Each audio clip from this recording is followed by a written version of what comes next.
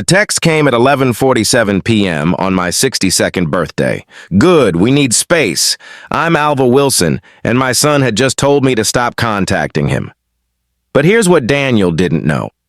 For 5 years, he'd been working in a building I owned. Every month, his law firm paid me $8,500 in rent. Every month, I'd been quietly funding the lifestyle he was so proud of. The same lifestyle that made him too busy to remember his father's birthday.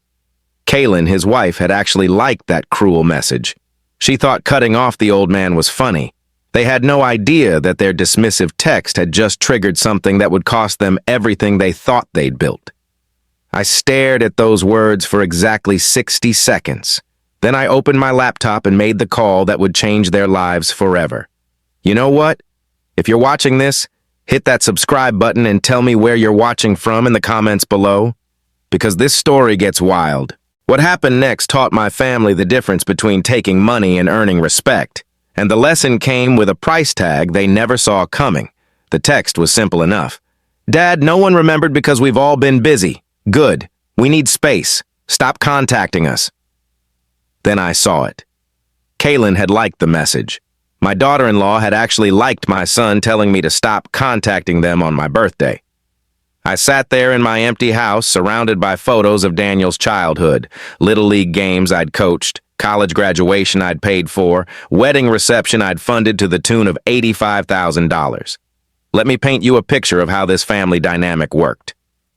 2 years ago, when Daniel and Kaylin were house hunting, they called me in a panic. They'd found their dream home in Westport, but the sellers wanted a cash offer. 3 days to close. No financing contingency. Dad, we need $180,000 for the down payment, just temporarily. We'll pay you back when our mortgage goes through. I wrote the check. Never saw a penny back. Last Christmas, Kaylin decided they needed new cars. Both cars. Same week. Alva, she'd said, using that tone she reserved for tradespeople. Daniel's BMW is 3 years old. It's embarrassing at the firm. And my Mercedes lease is up. We could really use some help. Another $68,000. For appearances. Every family dinner was the same script. Kaylin would talk about their latest purchase, their vacation plans, their country club activities, always followed by the same casual request. Alva, could you cover this month's credit card? Daniel's bonus got delayed again. The monthly credit card bills averaged $4,000. Every month. For 2 years. But here's what really burned. The way they talked about my money. Like it was an allowance from some elderly relative they barely tolerated. At their last dinner party, I overheard Kaylin talking to her friends. Alva's been so generous. You know how contractors are with cash. They never know what to do with it.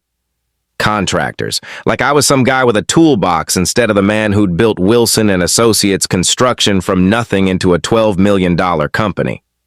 Daniel would laugh. Dad's old school. He doesn't understand how modern finance works. Modern finance. The kid who'd needed Daddy to co-sign his first credit card was lecturing me about finance, but I kept writing checks. Because that's what fathers do, right? You support your children, you want them to succeed. Even after my wife Margaret died 8 months ago when the grief was so thick I could barely function, they kept coming around. Not to comfort me, to collect. The week after the funeral, while I was still finding her reading glasses around the house, Kaylin knocked on my door. Alva, I know this is hard timing, but our property taxes are due. $15,000. Could you help us out? My wife wasn't even cold in the ground and they were treating me like their personal ATM. The birthday text was just the final confirmation of what I'd suspected for years. They didn't see me as family. They saw me as a resource, a convenient source of funding for their lifestyle. And now they wanted space. Fine, I'd give them space. But space works both ways. They were about to learn that the same distance that kept them from remembering my birthday might also keep them from accessing my bank account. Because here's what Daniel and Kaylin didn't know about their family benefactor. I hadn't just been writing checks for 2 years. I'd been paying attention, taking notes, keeping receipts, and I'd been making some changes they weren't expecting. They thought I was just a grieving widower who'd lost his purpose. But they'd forgotten something important about contractors. We don't just build things. We own things. Starting Alva Oro, they were going to get a very expensive education about the difference. Let me tell you what was really at stake here. My wife Margaret and I had spent 40 years building our estate, Not for us, for Daniel. Every investment decision, every business choice, every penny we saved was about leaving our son a legacy. The official number was $2.3 million. That's what the trust documents showed. That's what Daniel thought he was inheriting when I died. But here's what those documents didn't show. The properties, the business interests, the real assets that generated the cash I'd been so freely giving away. Wilson and Associates Construction wasn't just a company. It was a real estate empire disguised as a contracting business. Over 40 years, instead of just building buildings, I'd been buying them. Every successful project meant another property acquisition. Every satisfied client meant another investment opportunity. The Riverside Corporate Plaza. 4 stories of prime Connecticut commercial real estate, 12,000 square feet. Current market value, $4.2 million. Daniel worked there. His prestigious law firm, Henderson and Associates, rented space on the 3rd floor. $8,500 a month, $102,000 a year. They had no idea their landlord was Dad, the contractor. But that was just the beginning. The shopping center in Norwalk, where Kaylin did her weekly Whole Foods run. I owned that too. The medical complex where Daniel's cardiologist worked. Mine. The office park where their accountant handled their taxes. Guess who signed that deed in 1987? Over the years, I'd quietly assembled a portfolio worth over $8 million, all generating rental income, all professionally managed through my property company, Wilson Holdings, LLC. Daniel and Kaylin thought I was living off savings and Social Security. They had no idea I was collecting rent checks from half the businesses they frequented, but the inheritance was bigger than money. It was about respect. It was about family. It was about the kind of man I'd raised my son to be. When Margaret was dying, she made me promise something. Don't let him become entitled, Alva. Make sure he earns it. I'd failed her. I'd watched my son turn into exactly the kind of person we'd tried to raise him not to be. Someone who took instead of earned. Someone who demanded instead of appreciated. The birthday text wasn't just about hurt feelings, it was about character. It was about the fact that my son had become someone who could dismiss his grieving father with a casual text message. If I did nothing, if I just accepted their need for space, what would happen? They'd keep taking. They'd keep assuming the money would always be there. They'd keep treating me like an inconvenient obligation instead of the man who'd made their lifestyle possible. And when I died, they'd inherit everything without ever understanding what it meant, without ever appreciating the sacrifice, without ever becoming the kind of people who deserved it. But if I acted, if I set boundaries, if I demanded the respect that 40 years of generosity had earned me, then maybe I could still honor Margaret's dying wish. Maybe I could still raise my son to be a man worth inheriting our legacy. The trust documents were clear. As long as I was alive, I controlled everything. I could modify the terms. I could change the beneficiaries. I could restructure the entire inheritance if I deemed it necessary for the moral development of my heir. Margaret had insisted on that language. If he turns out spoiled, Alva, you need to be able to fix it. Smart woman. She'd seen this coming even when Daniel was still in college. So the stakes weren't just financial. They were generational. They were about what kind of man my son would become. What kind of mother Kaylin would be to their future children. What kind of legacy would carry the Wilson name forward. $2.3 million in liquid assets, $8 million in real estate. But more importantly, the character of my family line. That's what was riding on how I handled their demand for space. They thought I had no options. They thought I was just an old man with a broken heart and an open checkbook. But they'd forgotten something important about how I'd built this empire in the first place. I didn't just react to situations, I engineered them. And they were about to learn that when you bite the hand that feeds you, sometimes that hand closes into a fist. The only question was whether they'd figure it out before the lesson got too expensive. But judging by that text message, they were about to get the full curriculum. I called Daniel the next morning at exactly 9 a.m. Professional hours. Business time. He answered on the 4th ring. Dad, I thought we talked about this. No, Daniel. You texted about it. We haven't talked. Look, I'm in court prep. Can this wait? 40 years of support can wait for 5 minutes of conversation. Silence, then a sigh. Fine. What do you want? I want to understand why my son thinks birthday wishes are too much trouble. Dad, you're being dramatic. We're just busy. Kaylin and I have responsibilities. Responsibilities. Like the property tax bill I paid last month. That's different. That's family helping family. And remembering your father's birthday isn't family? Another sigh, more impatient this time. Dad, honestly, keeping track of everyone's birthday is Kaylin's thing, and she's been overwhelmed with her book club leadership role. Book club leadership. My wife had been dead 8 months, and my son's wife was too busy with book club to remember my birthday. Daniel, let me ask you something. When's the last time you called me without needing money? That's not fair. Answer the question. Long pause. Dad, we call you plenty. When? We had dinner last month. That was 6 weeks ago, and you spent the entire evening explaining why you needed help with your credit card bills. Look, this is exactly why we need space. You're keeping score. You're making everything transactional. Transactional. The kid who'd called me 3 times in 2 weeks asking for cash was accusing me of being transactional. You're right, son. I have been keeping score, and you might be surprised by the final tally. What's that supposed to mean? It means maybe it's time we both reassessed our family responsibilities. Dad, you're not making sense. Are you okay? Maybe you should talk to someone. Grief counseling or something. Grief counseling. Because obviously any father who expected basic respect from his adult son must be mentally unstable. I'm fine, Daniel. Crystal clear, actually. Maybe clearer than I've been in years. Okay, well, I really do have to go. Court starts in 20 minutes. One more question. Do you know what today is? Tuesday? It's the day I start making some changes. Changes to what? You'll find out soon enough. I hung up before he could respond. 20 minutes later, my phone buzzed. A text from Kaylin. Alva, Daniel said you called upset about birthday stuff. We're sorry if we hurt your feelings. Maybe we can do a belated dinner next week. Let us know what works. Hurt feelings. Like I was a child having a tantrum instead of a father demanding basic courtesy. I stared at that text for exactly 30 seconds. Then I opened my contacts and scrolled to a number I hadn't called in months. Margaret Davis Law Office. Margaret, it's Alva Wilson. I need to schedule an appointment. Alva, how are you holding up? I was just thinking about you and dear Margaret. I'm doing well. Better than expected, actually. I need to discuss some modifications to the family trust. Of course. Is everything all right with Daniel? That's exactly what I need to figure out. I can see you this afternoon if it's urgent. It is. 2 o'clock. Perfect. After I hung up, I sat in my kitchen looking at the photos on my refrigerator.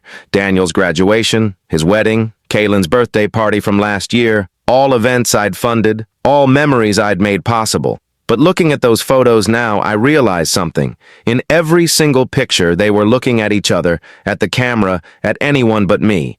Even when I was paying for the party, I was invisible at the celebration. That's when I made the call that would change everything. Margaret Davis had been our family attorney for 20 years. She drafted our wills, handled our business incorporations, and managed our estate planning since Daniel was in high school. Her office hadn't changed much. Same mahogany furniture, same diplomas on the wall, same photo of her with the governor from when she'd been Connecticut Bar Association president. Alva, I have to say you look better than I expected. Thank you, Margaret. I'm finding my footing. Good. That's what your Margaret would have wanted. She pulled out a thick file. Now, what modifications are we discussing? I need to understand my options. If Daniel's behavior continues to deteriorate, what can I do about the inheritance? Margaret put on her reading glasses. Well, the trust is revocable as long as you're alive. You have complete discretion over distribution terms, timing, and even beneficiaries. What about the properties? Those are titled in your name personally, not the trust.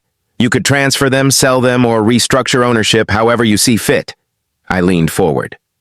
What if I wanted to make Daniel's inheritance contingent on certain behaviors? Perfectly legal. We could establish performance benchmarks, relationship requirements, even probationary periods. What kind of requirements? Margaret smiled. Whatever you think would honor your wife's memory and your family values. Some clients require graduation requirements, community service, or family therapy participation. What about respect? More subjective but measurable. Regular contact, holiday acknowledgments, caring for aging parents. We could draft specific expectations. I thought about the birthday text. the casual dismissal, the complete lack of awareness about what they were taking for granted. Margaret, let me ask you something else. If someone was consistently taking financial support but refusing family obligations, what would you call that? Legally? Unjust enrichment, potentially? Ethically? Poor character. She closed the file. Alva, what's really going on here? I told her about the birthday text, the pattern of financial requests, the casual disrespect, the way they talked about my money like it was their allowance. Margaret listened without interrupting. 20 years of legal practice had taught her when to let clients talk. Alva, I'm going to be direct. Your son is taking advantage of your generosity, and his wife is encouraging it. I know. The question is, what do you want to do about it? I want them to understand what they're risking, without destroying the relationship permanently, if possible. Margaret pulled out a legal pad. Okay, let's talk strategy. For the next hour, we discussed options, modification timelines, legal requirements, documentation needs. But the most interesting part of our conversation was when Margaret pulled out another file. Alva, I need to ask you something. Do you remember when you established Wilson Holdings, LLC? Of course, 1998. You handled the paperwork. Do you remember why we kept the property ownership structure separate from your personal assets? I thought back. Tax advantages, liability protection, and privacy, Margaret added. The LLC ownership isn't public record in the same way personal property ownership is. Right. Alva, I don't think Daniel knows about Wilson Holdings. That stopped me cold. What do you mean? I don't think he knows you own commercial properties. I think he thinks you're just a retired contractor living on savings. But the rental income goes to Wilson Holdings, which pays you a management salary, which on paper looks like Social Security and pension income. I stared at her. You're saying Daniel doesn't know about the real estate portfolio? I'm saying Daniel doesn't know about your real net worth. He thinks he's inheriting $2.3 million. He has no idea about the $8 million in commercial properties. This changed everything. Margaret, where does Daniel work? She flipped through her files. Henderson and Associates, downtown, why? What address? Let me see. 450 Riverside Plaza, Suite 300. I started laughing, actually laughing. Alva, what's so funny? Margaret, I own 450 Riverside Plaza. Her pen stopped moving. You own the building where Daniel works? 4 stories, 12,000 square feet. I bought it in 2015 after the Henderson firm signed their 5-year lease. So Daniel is paying me rent, $8,500 a month. His law firm is paying me rent and he has no idea. Margaret sat back in her chair. Alva, this is poetic justice? I was going to say complicated, but yes, poetic justice works. How complicated? Well, legally, you could terminate their lease, or raise their rent, or sell the building. Daniel would have no recourse. What about ethically? That's between you and your conscience. But Alva, if your son is treating you like a bank instead of a father, maybe it's time he learned about compound interest. I thought about that birthday text, about Kaylin liking it, about Daniel's dismissive tone on the phone that morning. Margaret, I want you to draft some documents. What kind of documents? Lease termination notices, trust modifications, and a few other surprises. Alva, are you sure about this? My wife made me promise not to let Daniel become entitled. I think I've been failing that promise. And now? Now I'm going to honor it. Margaret picked up her pen. Okay. But Alva, once we start this process, there's no going back. Are you prepared for the consequences? I thought about 40 years of building a business, 40 years of creating wealth, 40 years of preparing to pass it all to a son who couldn't be bothered to remember my birthday. Margaret, they were about to learn who really owned what. When do you want to implement these changes? Soon. But first I want to see if they'll figure it out on their own. How? I smiled. They're about to get a very educational December. The invitation arrived exactly 1 week later. Alva Wilson is cordially invited to celebrate Daniel Wilson's promotion to senior partner at Henderson and Associates. November 8th, 7 p.m., the Greenwich Harbor Club. Kaylin had handwritten a note at the bot. Alva. Hope you can make it. This is a big deal for Daniel's career. Business attire requested. Business attire. Like I might show up in coveralls and work boots. I almost didn't go. After our phone conversation and my meeting with Margaret, I wasn't feeling particularly celebratory about Daniel's success, but then I realized this might be exactly the opportunity I'd been waiting for. The Greenwich Harbor Club was peak Kalen, old money atmosphere, waterfront views, valet parking, the kind of place where she could show off her husband's achievement to all the right people. I arrived at exactly 7 o'clock, handed my keys to a valet who looked like he was still in college. The party was in full swing, maybe 40 people. Partners from the law firm, their spouses, a few clients I recognized from Daniel's previous events. I spotted Daniel across the room, surrounded by congratulatory handshakes. Navy suit, red tie, looking every inch the successful attorney. Kalen was holding court near the bar, explaining Daniel's promotion to anyone who'd listen. Black cocktail dress, diamond earrings I'd paid for last Christmas, that Cartier watch I'd given her for her birthday. I grabbed a scotch and positioned myself where I could observe. The conversations were predictable: legal gossip, market speculation, weekend house discussions, the casual wealth display that Kalen loved so much. But then I heard something that made my blood pressure spike. "Kalen, your husband is so accomplished," one of the wives was saying. "You must be so proud." "Oh, absolutely. Daniel's worked so hard for this. We both have." It must be nice having family support, though. "I remember at your wedding, someone mentioned your father-in-law helped with the down payment on your house." Kalen's laugh was light, dismissive. "Well, you know how it is with that generation. Alva's been very generous, but honestly, it's gotten a bit much lately." "How so?" "He's just been so needy since his wife died, constantly calling, wanting attention. We've had to set some boundaries." My hand tightened around my scotch glass. "That must be difficult," the other woman said. "It is. And frankly, Daniel and I have worked hard to build this life. Alva acts like we owe him constant gratitude just because he helped out here and there. Here and there. $85,000 for their wedding. $180,000 for their house, $68,000 for their cars, $4,000 a month for their credit cards here and there. Well," the woman continued, "I'm sure he's proud of Daniel's success. I suppose. Though honestly, between you and me, I think Alva resents that we've moved beyond his level. You know how contractors can be. They make decent money, but they don't understand real success." Real success. I finished my scotch and walked over to their conversation. "Ladies," I said, "mind if I join you?" Kalen's face went pale. "Alva, I didn't see you come in." "Just arrived. Heard you discussing real success. Fascinating topic." The other woman, sensing tension, excused herself quickly. "Alva, let me get you a drink," Kalen said, her voice suddenly bright and artificial.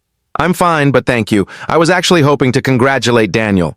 "Of course. He's right over there with the partners." I walked toward Daniel's group. Kalen followed, probably worried about what I might say. "Daniel!" I called out as I approached. "Congratulations, son."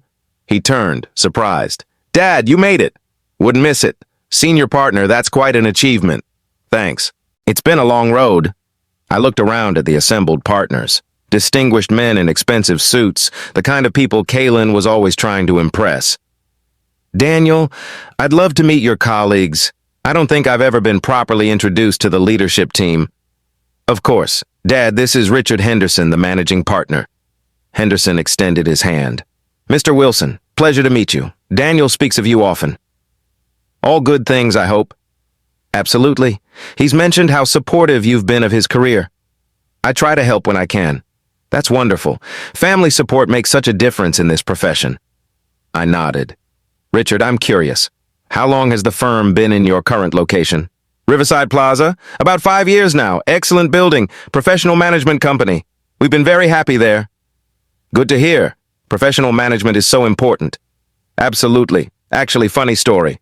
We were just discussing lease renewals this week. The building ownership has been very accommodating." "Have they?" "Yes, though I have to say real estate costs keep climbing. Our rent alone is over $8,000 a month now." I nodded thoughtfully. $8,500 to be precise. Henderson looked surprised. "Yes, exactly. How did you know?" Daniel was staring at me now, something shifting in his expression. "Lucky guess," I said.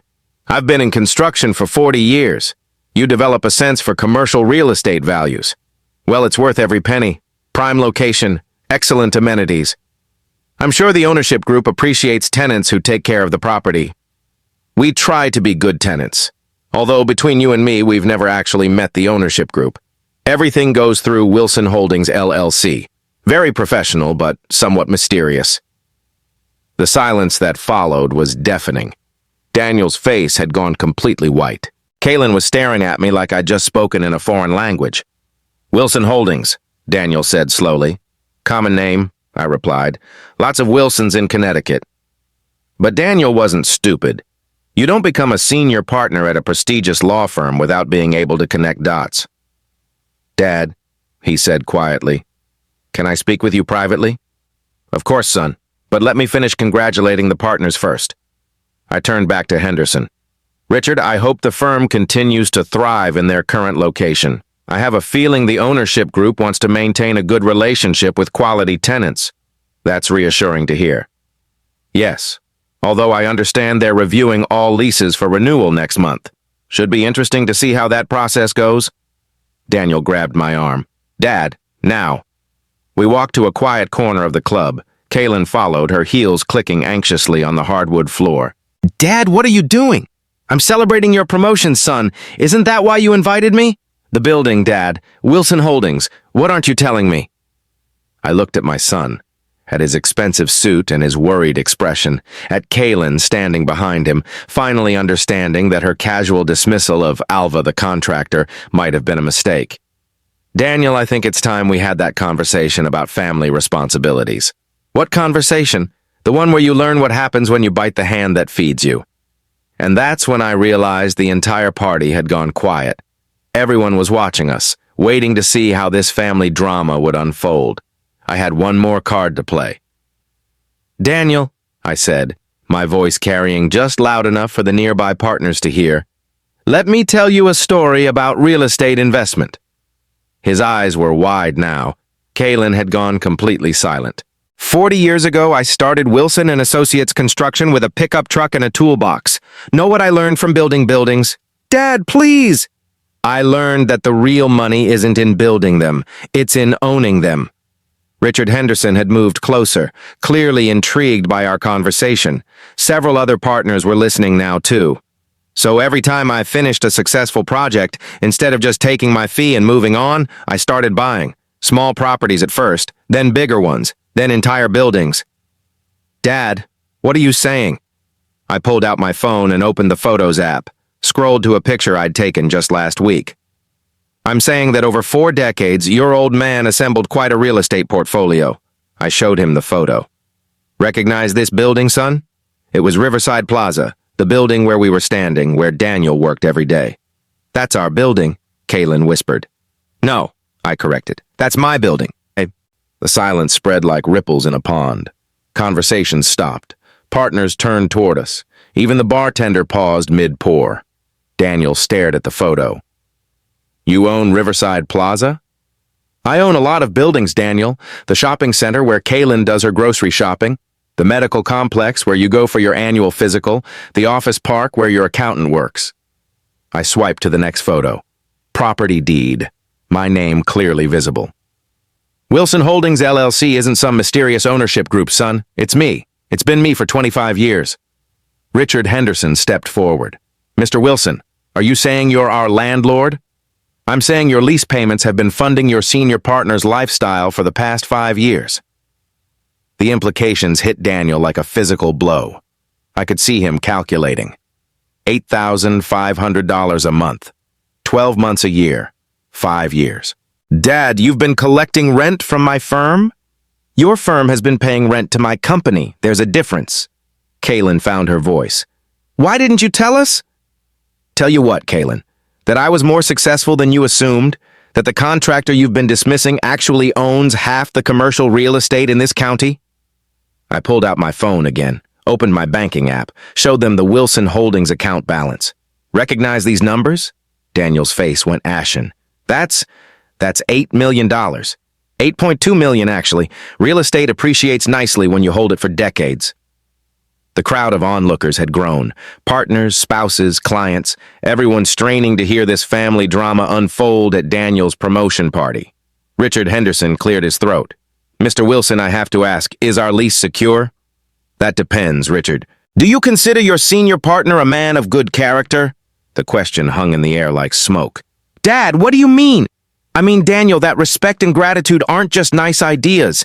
They're business principles. When tenants don't appreciate their landlords, sometimes landlords reconsider their tenant relationships. Kaylin stepped forward, her voice shaky. Alva, you can't be serious. Can't I, Kaylin? Let me read you something. I pulled out my phone and opened our text thread from my birthday. Dad, no one remembered because we've all been busy. Good. We need space. Stop contacting us. And then, Kaylin, you liked that message. I looked around at the assembled crowd. Professional, successful people who understood family dynamics and business relationships. My son told me to stop contacting them. On my birthday, 8 months after his mother died, and his wife approved. You could hear a pin drop. So I thought about it. And you know what? Maybe they're right. Maybe we do need space. I pulled a folded document from my jacket pocket. Daniel, this is a 30-day notice of lease termination, effective December 1st. Richard Henderson's face went white. Mr. Wilson, you can't terminate our lease without cause. Actually, Richard, you should read Section 12 of your lease agreement, the one that allows termination for cause related to tenant behavior. I handed him a copy of the lease. He scanned it quickly, his face growing paler. What does it say? Daniel asked. It says, Henderson read aloud, that lease termination is permitted if tenant or tenant representatives engage in behavior detrimental to building reputation or landlord relationships. Detrimental behavior, I repeated, like publicly dismissing your landlord as just a contractor who doesn't understand real success. Kaylin's hand flew to her mouth. She remembered our conversation from earlier. Dad, you can't do this to my career, Daniel said, desperation creeping into his voice. I'm not doing anything to your career, son. I'm responding to your request for space. This is different. This is business. No, Daniel.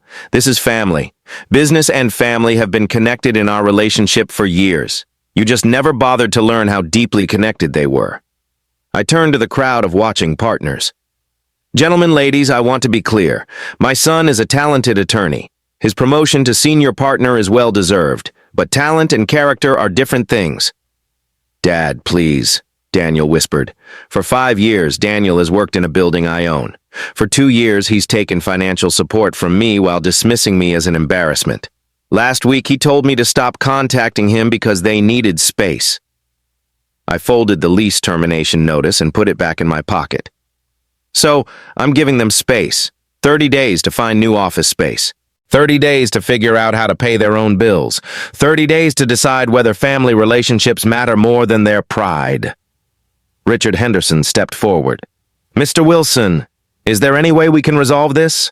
The firm has been a good tenant. Richard, you've been an excellent tenant. This isn't about your firm. This is about my son learning that actions have consequences. What would it take to reconsider? I looked at Daniel, at Kaylin, at 40 people watching this family drama unfold at what was supposed to be a celebration. It would take my son remembering that respect isn't optional. That family isn't just about what you can take from each other. Daniel's voice was barely audible. Dad, I'm sorry. Sorry about what, Daniel? About the text, about forgetting your birthday, about taking your help for granted. And? He looked confused. Daniel, are you sorry because you hurt my feelings, or are you sorry because you just learned it might cost you your office space? The question hit him like a slap. Everyone watching could see him struggling with the answer. I don't know. Then you need to figure it out. You have 30 days. I turned to walk away, then stopped. Oh, and Daniel, the inheritance discussion we need to have, that's separate from the lease issue. That conversation involves $2.3 million, not just $8,000 a month in rent.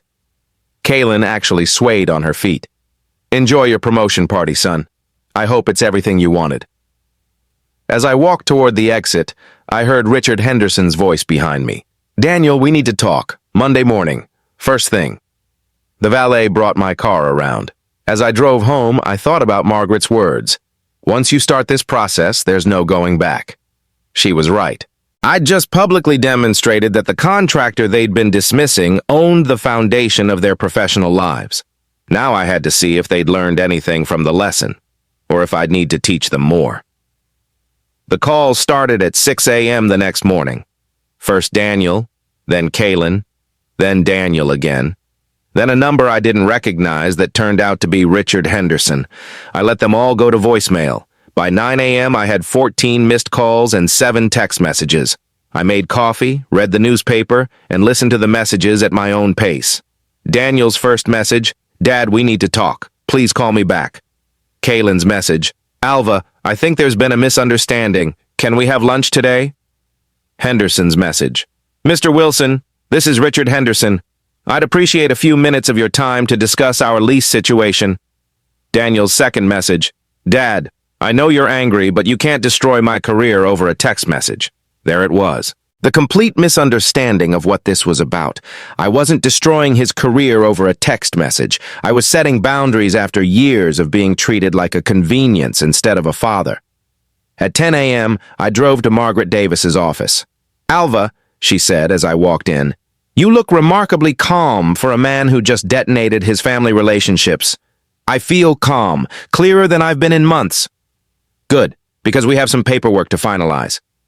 For the next 2 hours, we went through the documents: lease termination notices, trust modifications, estate plan revisions.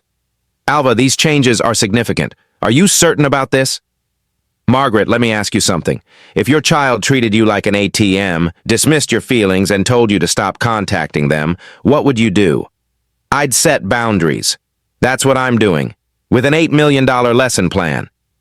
Sometimes expensive lessons are the only ones that stick." At noon, I drove to Riverside Plaza, walked through the lobby of my building, took the elevator to the 3rd floor. Henderson and Associates had a nice setup: glass doors, polished reception area, Daniel's name on the directory as senior partner. The receptionist recognized me. "Mr. Wilson, congratulations on Daniel's promotion." "Thank you. Is he available?" "Let me check." 2 minutes later, Daniel appeared. He looked like he hadn't slept. "Dad, thank God you're here. We need to fix this. We need to talk, Daniel, privately." His office was exactly what you'd expect. Law books, diplomas, photos of him and Kaylin at various social events. Not a single photo of his parents. "Dad, about last night." "Daniel, stop. Before you say anything else, I want you to listen." I sat down across from his desk, looked at my son in his expensive suit in his impressive office in my building. "For 2 years, you've been taking money from me. Consistently, monthly, without appreciation. Dad, we always said thank you." "Thank you for what, Daniel?" "Thank you for being your personal bank. Thank you for helping us." "Helping you do what? Maintain a lifestyle you couldn't afford?" He shifted uncomfortably. "Dad, that's not fair." "What's not fair is a 35-year-old man who can't pay his own bills but treats his father like an embarrassment." I pulled out the lease termination notice. "This is real, Daniel. 30 days, unless something changes." "What needs to change?" "Your understanding of our relationship." "I don't understand." "That's the problem. You think this is about hurt feelings over a birthday text. It's not." I leaned forward. "Daniel, it's about respect. It's about gratitude. It's about the difference between a man who earns his success and a man who inherits it without appreciation." "I do appreciate." "Do you?"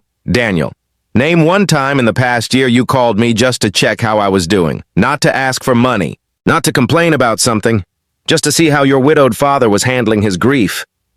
Silence. "You can't, can you?" "Dad, we've been busy. Too busy to remember my birthday, but not too busy to ask for help with your credit card bills." I stood up. "Daniel, I'm going to give you something your mother and I never gave you when you were growing up." "What?" "Consequences." I handed him the lease termination notice.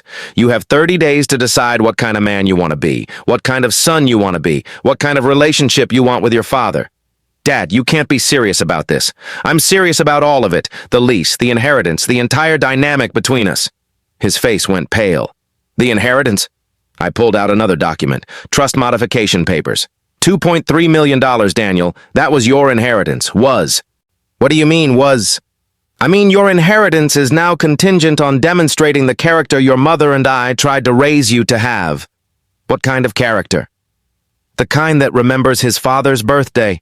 The kind that calls to check on a grieving widower. The kind that treats family relationships as more important than credit card balances." I headed toward the door. "Dad, wait. What do I have to do?" I turned back. "Figure it out, Daniel. You're a smart man, a successful attorney. I'm sure you can figure out how to treat your father with respect." "And if I do?" If you do, genuinely, then maybe we can rebuild something worth inheriting. And if I don't? If you don't, then you'll learn what it's like to pay your own bills and find your own office space. I opened the door.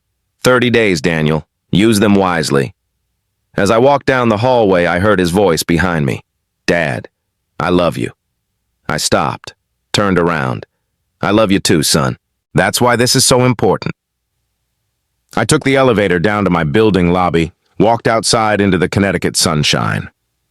For the first time in months, I felt like I was honoring my wife's memory, and my son was about to learn what his inheritance was really worth. The next 30 days were fascinating to watch. Daniel tried everything. Anger first, then bargaining, then desperation. The anger phase lasted about a week. He called me twice, voice tight with frustration, demanding I stop this nonsense and act like an adult. I didn't take those calls. The bargaining phase was more interesting. Kaylin showed up at my house with flowers and a homemade lasagna. Alva, we need to work this out as a family. Are we a family, Kaylin? Of course we are. Families remember each other's birthdays. Alva, that was a mistake. We both feel terrible about it. Terrible enough to change your behavior. What do you want us to do? I invited her in, made coffee, sat across from her at my kitchen table where Margaret and I had shared breakfast for 37 years. Kaylin, what I want is simple. I want to be treated like family instead of a bank. We do treat you like family. Do you? When's the last time you and Daniel invited me over for dinner without asking for money? She thought about it. Actually thought about it. I can't remember. That's the problem.